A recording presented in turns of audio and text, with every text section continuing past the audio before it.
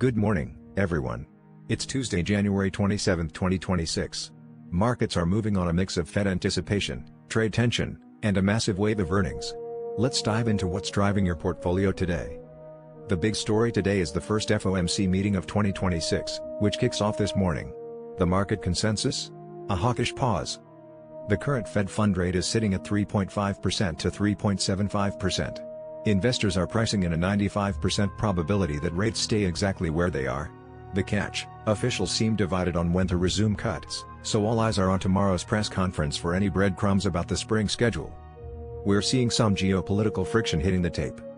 South Korea is rushing a $350 billion investment bill to counter President Trump's threat of a 25% auto tariff. Closer to home, a looming government shutdown over Department of Homeland Security funding is keeping traders on edge, adding a layer of political risk to an already busy week. It is a massive week for corporate report cards, with over 100 S&P 500 companies reporting. Healthcare drama: United Health, UNH, and Humana saw significant pre-market pressure after the government projected a lower-than-expected Medicare Advantage rate increase for 2027. Big Tech: we're in the quiet before the storm as we wait for the rest of the Magnificent Seven to report later this week. Winners: keep an eye on USA Rare Earth, USAR, which jumped nearly 8% on news of a strategic government stake.